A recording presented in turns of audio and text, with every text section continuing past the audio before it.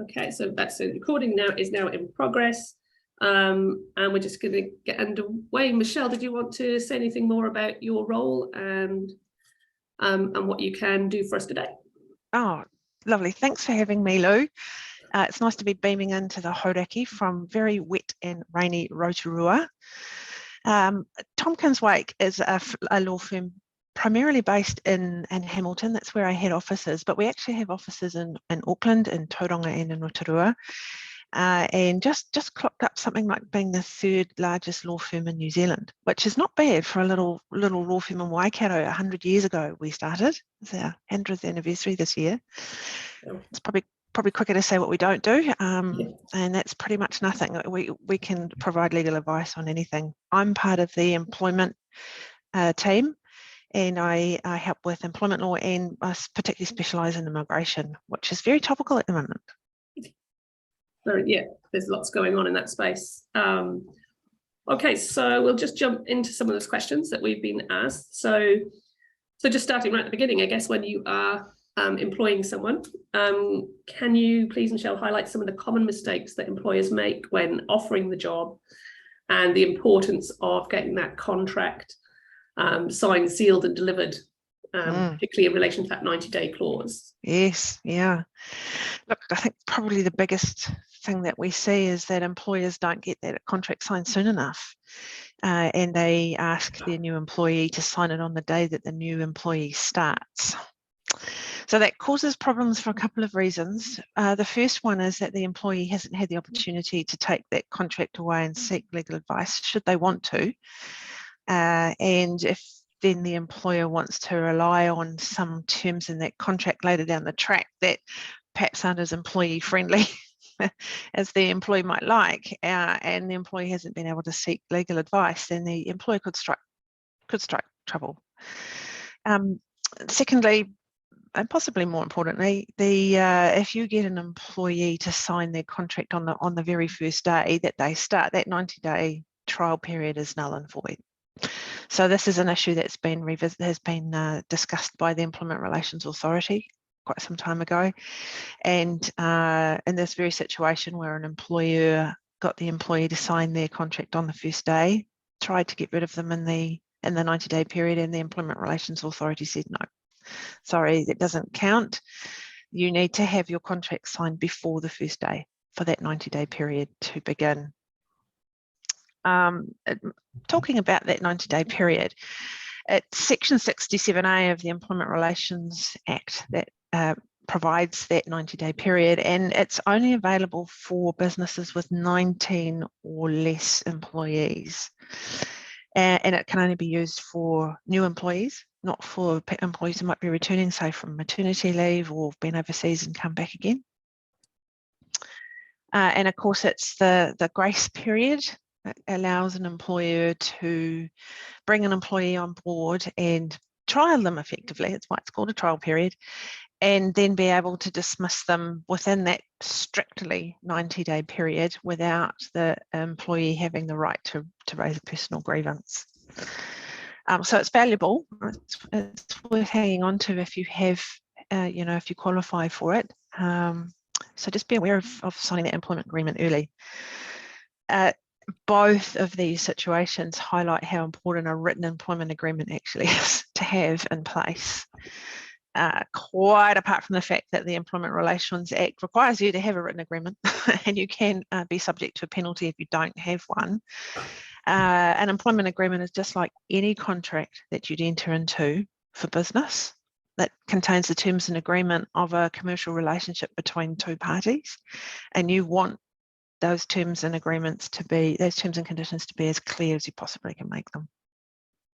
Great. Thanks, Michelle. That's pretty thorough. If you do come up with questions during or want further clarification of what Michelle is telling us, please just pop it in the question and answers, and we'll try and address it as soon as we can.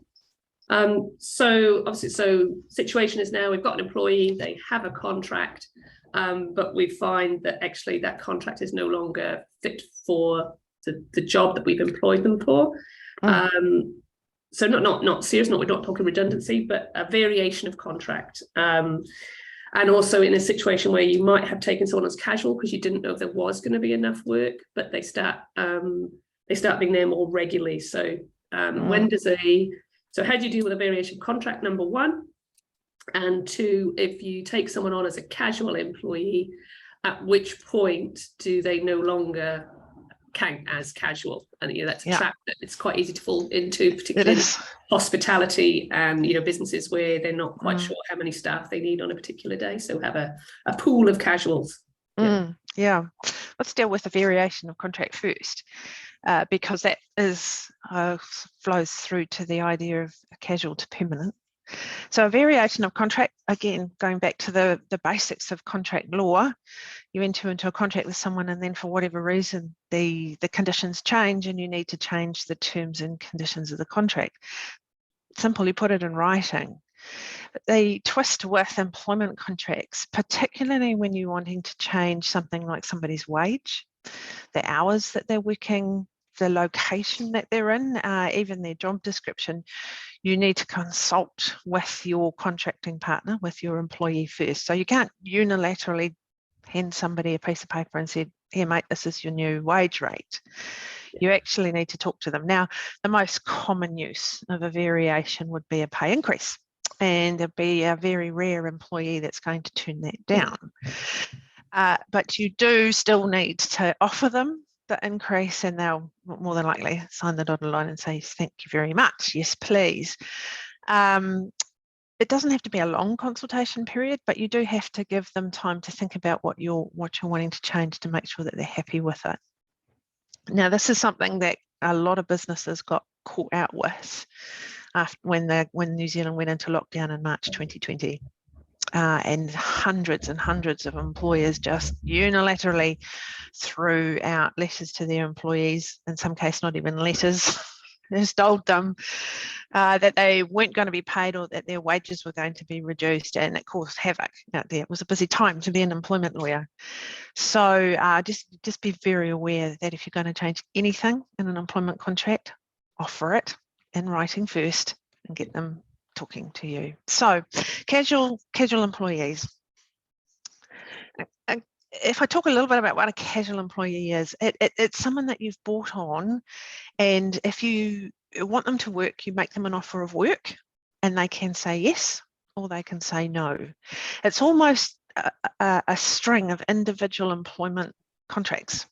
Obviously, you have their terms and conditions in writing, but each time you offer them work, it's like a little mini contract within a contract. And they have the right to say yes or no. Now, if you start getting your casuals in more than every so often, over a significant period of time, they can actually become permanent employees. And it's really hard to give you any particular numbers about when that happens, because it depends on your business, your industry, and what those employees are doing. So for example, if you have students that you get to come back in the holidays and they work for 2 or 3 weeks solid for you, 30 to 40 hours a week, and then they head back off to university, they're still casuals. Right? Okay. But if they come back and they finish university and they start working for you and they're doing 20 hours a week and they do that for 3 or 4 months, you're probably starting to drift into them being permanent employees. Cool. You also need to watch it with fixed term employees. So it's something that often gets missed, is that you'll bring somebody on a fixed term contract, usually date driven or sometimes project driven. That project ends or that date falls around and everybody's forgotten. They've lost track of that, and suddenly your fixed term employee has continued to be employed past the date. Now again, there's no fixed rules around when they might become a permanent employee, but the longer that drifts on, the more likely they are to become considered a permanent employee. And so what are the traps there, Michelle? So if they then have a grievance with you and you're still treating them as a casual, but in actual fact, a court or would consider them to be permanent, what are those? What does an employer need to be aware of that are yes, in that situation? Yeah, so they could be entitled to annual leave in a different way that you've paid them, public holiday leave. They'll suddenly become entitled to sick leave, which they would have been entitled to before as a casual. And things like getting rid of them, terminating them. You can't, with a casual employee, if you don't want them to work for you anymore, you just simply stop offering them work. With a permanent employee, you can't do that, can you? No. You have obligations to offer them work. And that's where it becomes tricky, because with a casual employee, they won't necessarily have set hours. It will be the pattern that you set with that casual employee that will determine what their rights are. Okay, great. Thank you. I think that's what I say, as clear as employment law can be, right? Yeah, look, yeah, exactly. And honestly, if you do get yourself into that situation, it's probably one that you need to get yourself some advice on. Great, thank you. Okay, so I mean, it's on a similar scale as well, is obviously the pandemic, and more recently with there being isolation requirements and COVID obviously taking off at a rate of knots again. There's been lots of businesses around that have had closed signs on occasional days, so that they haven't had enough staff. So that's okay, that they can't operate their business safely. So, but what are their obligations to staff who could actually work that day, even if they didn't have enough staff? Yeah. So where your staff are ready, willing, and able to work, you need to keep paying them. Basically, you can't not pay them just because you have had to close your business.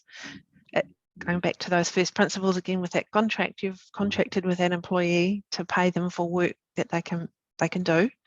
They're ready and willing and able to do that work, and so you're obliged to pay them for that. Obviously, if they're sick, that's a little bit different. And the government still have their COVID-19 leave subsidy scheme for anybody who's away with COVID, or supporting family members with COVID, or simply isolating. You can claim that. Where somebody's sick, they've got this awful flu or the gastro that went around a few weeks ago, and they can't come in because they're sick, assuming that they've got sick leave left, and you pay them that. If they don't have any sick leave left, then you don't have to pay them because they've run out of sick leave. You could negotiate with them and see if they're willing to take that time as annual leave. Again, you'd have to get their agreement before you did that. You can't just unilaterally pay them annual leave. If they're a great employee and you want to hang on to them, you might just want to think about maybe paying them. But that's a business decision rather than a legal one. Great. Okay, yeah, so it is quite hard for businesses, I think, at the moment when they've had to close the door and they see that they're losing the income that day. But still the obligation to the employee, it's not relevant to the employee's situation. Sorry. Unfortunately not, no. It's just another challenge of the pandemic, I think, for employers. Okay. I mean, if there's any small to medium businesses out there that are self-employed, that leave subsidy scheme applies to self-employed people as well. So if you're sick and you can't work, you can claim that for yourself. Claim it yourself as well. Okay, so that's something definitely people need to remember, that just self-employed the subsidy still available if they have to close the doors. Great. That's probably will help a few people. So I guess one of the big issues that employers face at the moment as well is also the dealing with an employee who is failing to meet his requirements, either past that 90 days. Or in a bigger company of over 19 employees, and so that this employee, you're paying him to turn up, but really he's not achieving, or he or she is not achieving what's in the contract, that your requirement for them. What does an employer need to do to address that without falling foul of employment law? Tricky. It depends really on the reason why the employee is not performing. So if we talk about an employee who, nice person, but they're just not making the grade, they're not necessarily doing anything illegal or unsafe or anything that would concern you about their behaviour, but they're just not meeting the grade. You can use a performance improvement process. It's commonly shortened to a PIP process. And that's a process where you would sit down with that employee, say to them, look, things aren't quite measuring up the way we expected them, and then set down very clearly goals and performance areas that you expect them to meet. And you should make them those as measurable as you possibly can. And then you need to give that employee time to come up to speed to those goals. And you also need to provide them with training and support to allow them to come up to up to speed. Now, how long that is, it kind of depends on the position. It's sort of usually between 2 and 3 months, but it could be as short as 6 weeks if it's a position that is relatively low skilled. And then you need to regularly report back to that employee during that period of time, which you will have agreed with them. They'll know what period of time they've got to improve on how they're doing, giving them progress reports if you like. And it's not until the end of that period of time, if they still haven't made the grade, that you can start talking about ending their employment. Okay. Disciplinary processes, a little bit different. So if you've got an employee who's stolen something, who's turned up to work drunk, who's done something unsafe, bullying staff, all that sort of bad behaviour, you're looking at a disciplinary process, very different to the one that we just talked about. And it's a process that you need to involve the employee in from the very, very start, right? Particularly if you suspend them. It can be a tricky space, suspending an employee. You can't just simply unilaterally suspend somebody as much as you probably want to. You need to give them the opportunity to give you some feedback about why you're suspending them. And then you need to do a thorough investigation into what's going on. Present the employee with the findings of your investigation. Again, get their feedback on that. And then go through a disciplinary process, which involves telling the employee what you're thinking about doing, what sanction that you're thinking about giving them. Again, giving them time to give you feedback before you make the final decision. It can stretch out over weeks, depending on what's happened. And each of those times, if you have a meeting with the employee, you've got to allow them to bring a support person or be legally represented, or both, and give them time to think about, talk to their legal representative before any response. It's not a quick process. So, and what do you see employers doing commonly that's wrong? Just jumping straight in and jumping straight in. Yeah, jumping straight emotionally. in. Yeah, and it's hard not to, right? Particularly when somebody's stolen something or turned up to work high. It's a real risk to your business, and it's a real slap in the face. It's a lack of respect, and it's understandable that an employee would be angry about that. But unfortunately, employers don't get to have emotions in these circumstances in general, as much as they will have. They don't, they're not allowed to be hurt. They're not allowed to be humiliated as an employee would. So it's a real, you need to be really objective. And I might be selling lawyers up here, but legal advice in those sorts of circumstances is quite good, because a lawyer or whoever you get to help you is that one step removed and is able to be far more objective about what's going on than you would be, understandably, in those circumstances.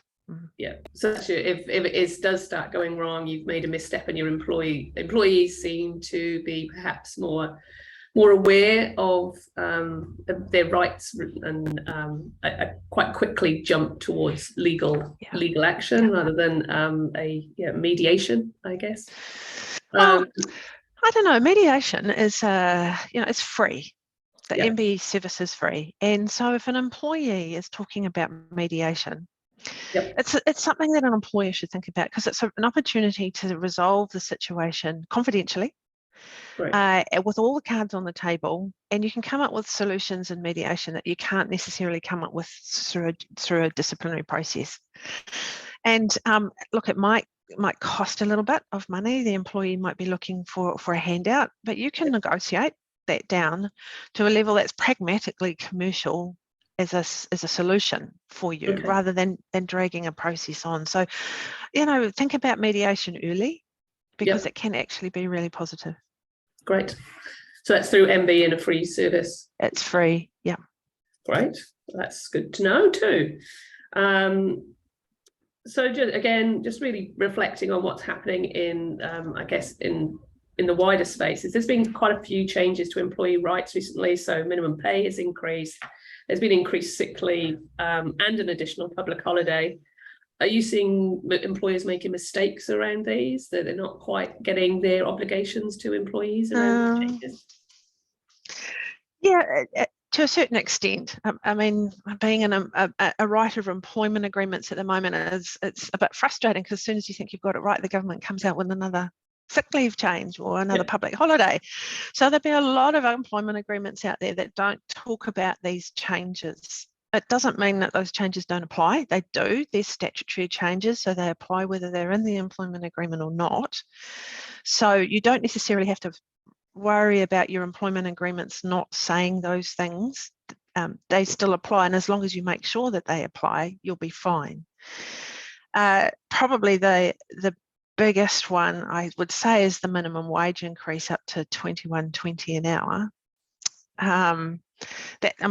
That's getting up there. That's high, and so that will be hurting. That will be hurting, I imagine, people out there.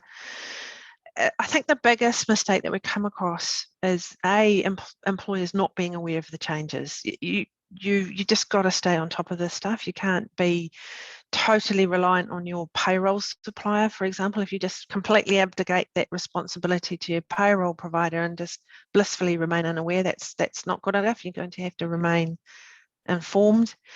And the other one is keeping accurate records. Where you opt to do it yourself, and there's no reason that you shouldn't, you need to be accurate and you need to be detailed. You need to keep leave records. You need to keep timesheets. You have to keep your timesheets because they can be asked for by a labour inspectorate, and if you don't have them, then you've got no way of proving how many hours your employees worked. Leave is an area that employers are getting caught out. Holidays Act's a tricky act. It really is. There's been some big employers get caught out by their interpretation of the Holidays Act. Big police, IRD, MB themselves got caught out by the Holidays Act, right? So if they're getting caught out, it's highly likely that there's a lot of other employers out there that are also caught. So it's that leave area that's catching the big employers out, and it's been software systems actually. That aren't keeping up. Yeah, that haven't either kept up or they haven't been coded correctly, and things have gone awry. Okay. So just you need to be vigilant really with your pay. Okay. But employees tend to watch that quite carefully as well, don't they? Yeah. So, just so a personal observation from you, if you are comfortable, obviously this government has made quite a few statutory changes. Do you think there's more to come? I think around the wage rate, yes. This Labor government has signalled quite clearly that they think that wage rates aren't high enough. So I think there's more to come in that wage rate area. In terms of leave, there's been some discussion around some more special leave coming in around miscarriages and stillbirths. Right. I'm not sure for how far through Parliament that is. So there's possibly some changes coming there. Yeah. Okay, so just keeping an eye out, making sure you know. So I mean that's for those listening, like LoveHauraki, that's what we try and do, is share information as it comes to us, to share it to as wide an audience as possible. So yeah, that's one way we try and help businesses, just keeping them up to date with those changes, etc. So I mean, so not just our district. I mean, you're in Rotorua, so obviously that's affecting you there, but there is optimism that there's going to be a strong rebound in tourism and the hospitality industries towards the latter end of this year as the borders become freer. But that's also going to coincide with a labour shortage. Like we don't, not a lot of people putting their hands up for jobs at the moment because they're already happily employed. What is the current situation on employing staff who are not currently in New Zealand or may be looking to immigrate to New Zealand? Yeah, so this has been an area of big change in the last 18 months to 2 years. You know, when you shut a border the way that the government did in March 2020, it's caused chaos. Immigration New Zealand has been struggling ever since. And on top of that, they'd already signalled before the border closed that they were bringing in a new work visa scheme. So as at 4th of July, that new work visa scheme is now operational. and is open for applications. Now, it's quite different to work visa schemes that employers may have seen in the past. Yeah. Instead of being a one application that deals with everything, it's a 3-stage application. And the first one, or the first 2 applications, are employer lodged applications. First stage, an employer has to be accredited with Immigration New Zealand to employ a migrant, whether they're onshore or offshore, under this work visa scheme. So the application process is relatively straightforward if you are looking at what we call a standard accreditation, which is just the standard employment agreement bringing somebody in to work for you. Yep. First up, it's done by declaration, but beware, if you're going to become an accredited employee, you're going to have to keep really clear records of what you've declared that you will comply with. And that's around providing settlement information to migrants. And it's also around doing employment training with key people within your organisation. So that's step 1, accreditation. And assuming that it's a standard, I had an accreditation application come back in less than 2 hours. Wow. Yeah. Okay, so it's yeah. So it can be pretty swift. The second stage is a job check. Now, this is for anybody that's been involved with work visas before, you will be aware that you have to advertise a role and ensure that there's no New Zealanders or New Zealand residents available to do the job first. So the requirements around that advertising have tightened up. Has to be advertised for a minimum of 2 weeks. Right. And it also the ad also has to have the wage rate or wage rate range in it. Now, that's new. That hasn't been required before. Once you've done the advertising, and that's assuming there's no New Zealanders that apply for the job, it's only at that point that you can put your job check in, along with a template employment agreement that shows the terms and conditions that you're going to be offering the job under, along with the job description. Now, the job checks that we've done so far, Immigration New Zealand have been hyper-focused on maximum hours. So this is not something you would normally put in an employment agreement, the maximum hours that someone's going to work. But Immigration New Zealand are really hot on it. So you might be offering a 40-hour-a-week job, but you're going to need to say how many hours an employee might be expected to work, say overtime. All right. Okay, so the purpose behind that is just to stop bringing immigrants in who do 80-hour weeks, I guess. Yeah, or bring them in, do 80-hour weeks and don't get paid is the bigger one. Even worse, yeah. The other thing is that if you are going to pay overtime, you need to be very express about when overtime kicks in and how much it is. Okay. So once you have your job check and that gets ticked off, now that's not coming back within 2 hours. Unfortunately, that is taking more like 2 weeks for those to come back. And it's at that point, once you have your job check, that you can finally offer the migrant the job. Okay. And they make the final 3rd stage application. You're not going to be able to circumvent the system because every job check gets issued with what they call a job token, and the migrant has to have that job token before they can even get past first base. Oh. So, you only have to apply for accreditation once every 12 months. Yep. So that speeds that up. And the job checks, you can actually put a job check in for more than one job if it's the same job. So if you're looking for, say, 3 electricians, and they're all going to do the same job, that one job check can go in for those 3 positions. You don't have to do 3 job checks. Okay. And it lasts for 6 months. Okay, so the job check, you could be out there recruiting and offer a job and then find someone else and offer another job, and then you don't have to have all 3 filled at once. Yep. And even if you get an employee in, and under your 90 days, if they don't work out and you need to dismiss them, you can reuse that job token as long as it's within that 6-month window. Okay. So it's quite flexible. Yeah. All up, you're looking at $740 for a standard below 5 migrant accreditation application, $740, and it's $610 per job check. Right. Okay. They're all online. Where you want to go. Yeah, you're going to have to be serious about it, because you can't pass any of the recruitment costs on to the migrant. None of the advertising, none of the recruitment costs. Even if you use a recruiting service overseas, you can't pass any of those costs on to the migrant. You've got to bear them all. So you need to be serious. Right. Now, this work visa scheme applies to people onshore too. So Yeah. if they're migrants here that you're looking to employ, it's the same work visa scheme. Okay. Now, you don't have to be accredited to employ, at the moment, you don't have to be accredited to employ somebody who might be on a student visa.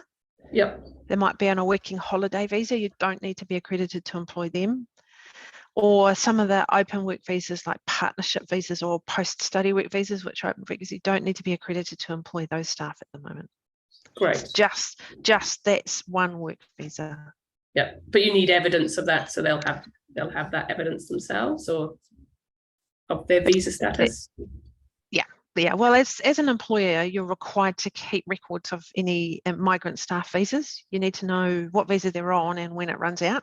You have to actually keep records of that. So you wouldn't want to be employing a migrant without seeing their visa. Yeah, fair enough. Okay, I mean, that was most questions. Thanks, Michelle. That's answers the questions that we had prior to this meeting.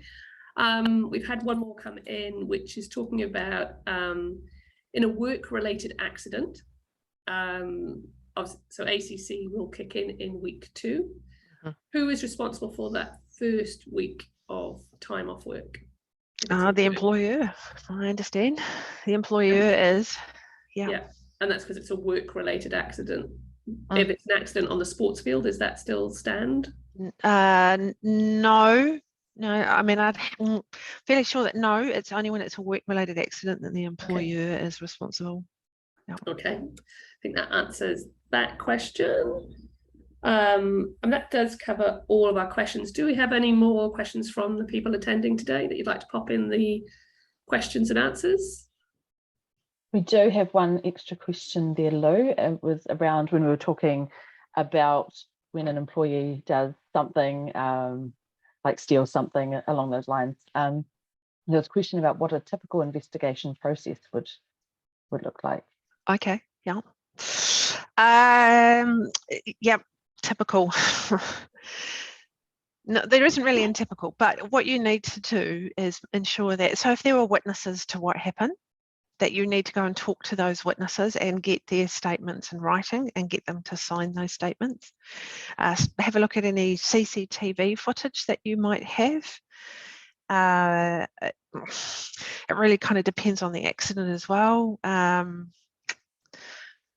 It's sometimes an investigation. Let's say it's a dishonesty offence or it's a bullying offence, and the investigation throws up more incidences that you weren't aware of. You'll need to investigate those as well, get the same kind of evidence, witness statements, CCTV footage, emails, if the bullying has been online. And then you'll need to take those additional allegations to the employee before you make a decision. There are people out there that do this, that you can pay them to do this. So this, if it's a bit more complex than somebody stealing out of the till, you might want to consider getting an external investigator in and giving them a terms of reference, because they're neutral. They're not you. And so they're going to take a more objective view on this. And they will also know what the process is and follow the process carefully. You have to be mindful of the questions that you're asking witnesses, that you not trying to get them to say what you want them to say. So yeah, take your time, don't rush it. Okay. Was there any others, Rebecca, that came through? No, that's it. That's it. For the answer, Michelle. Okay. Is there anything else, Michelle, that you think is should be top of mind for employers at the moment? The labour market shortage seems to be one that crops up time and time again with my clients. Certainly they're screaming that they just can't get skilled staff, and so they're looking offshore to try and find those people, because I think that everybody's poached everybody by now. If you're gonna poach somebody, they've been poached, right? Yep. So just be super careful with the offshore stuff. Particularly if you're going to go into the Philippines is a place that we often go to, because the Filipino staff are usually really well trained and really hard workers. And they come over here, they get their head down and they get on with it. Who wouldn't want an employee like that? The Philippines is one country where they, their biggest export is their labour force. And so they have particular protections around their labour market to ensure that then they don't go off to the Middle East and get exploited, which has been what's happened in the past. So particularly the Philippines, you might want to think about using a reputable recruitment company, because there's particular checks and balances that you have to go through before you can bring someone from the Philippines. There are other traditional labour markets like India, South Africa, England to a certain extent. You should be very, very careful to do good, thorough reference checks, not only on the employers, but on the qualifications. Right. Okay. We've been caught too many times with people coming over here and being quite clever with their references and their qualifications. So be careful to do checks on those people, because once they're here, it can be quite difficult to get rid of them. Yep. Okay, yeah, I think that's going to grow, isn't it? Grow and grow that market for bringing offshore employees in. That's right. Okay. I don't believe we have any other questions coming through. So I'd like to thank you very much for your time today, Michelle, and joining us so early on such a blustery day. But I think that's the worst of the storm past, and all the roads will be open around here. It's been really interesting hearing some of the things that you've had to say about what employers need to be aware of. We look forward to hopefully good employment relations across our district as much as possible. Thanks for having me. It's been a pleasure, and good luck to all the employers out there. And if you need any help, you know where to find us. Just Google Tompkins Wake. You'll find us on the web. Yeah. Sorry, Michelle, we have had just one more question come in at the very last minute. So it's just regarding the 90-day grievance period. Can the time be extended if there is more work required? Maybe we need some clarification about whether that's the grievance period or whether that's the trial period. The trial period. Yeah. Okay. Can we just have some clarification there? Well, I can look at. Let me answer both versions. That might quicken things up. So, the 90-day trial period. It's a strict 90 days. Once that 90 days is over, it's over. There is no extending it. So when you bring somebody on for a 90-day trial period, it's generally because they're going to be a permanent employee or a long-term fixed-term employee. So you wouldn't be anticipating work to be over within 90 days. If you're bringing somebody on such a short term and thinking that you're going to rely on that 90 days to end that when the work's done, that's not a good faith situation. You're not acting in good faith as an employer, and you could be getting yourself into trouble there. A 90-day grievance. So if an employee is wanting to raise a personal grievance, they have 90 days in which to do so from the date that the grievance occurred. And again, that's pretty strict, although you can apply to the authority and say that you want to raise a grievance out of time. You usually have to have a reasonably good excuse for that, but it has been known to be granted. I hope that answers the question. Yeah. Did that cover what was asked, Rebecca? Just have a quick read of what came through. Just that if someone doesn't sort of live up to the standard that you'd expected of them within that 90-day trial period, there was some thoughts around offering them extended extra training. and just wondering whether that would take them outside the 90-day trial and how that would look. Yeah, so yeah, as I said, the 90 days is the 90 days. You can't extend that trial period. It ends bang on 90 days. If you wanted to look at it, extending some sort of probationary period, you could, if you wanted to, offer the employee a further probationary period. I'm not sure, they don't have to agree to that because it's a change to their employment agreement. You're probably better if you're in that sort of a situation, you're outside the 90 days and they're still not up to scratch. You're really looking at a performance improvement process rather than a probationary period. Thanks, Michelle. Right. Yeah, that 90 days is a bit tricky, isn't it? Okay. Yeah, I think that is everything. I don't know. I know we've got Councillor Anne-Marie online. I'm just allowing you to talk. Anne-Marie, if you wanted to say anything.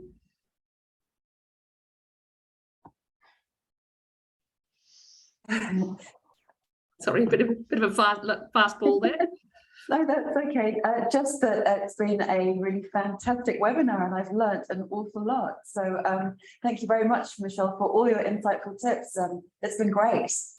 You're welcome. Great. Thanks, Anne-Marie. And yeah, that's it from us. This recording will be made available. Everyone who was registered will receive an email to let you know where to find that recording and some links to some of the websites and places where you can find additional good information to help you with your employment situations. But yeah, please keep chatting with LoveHauraki and us. We're here to support businesses, so however that looks, please get in touch and we'll do what we can to support you. So thanks very much, everyone. I hope you all have a fantastic day.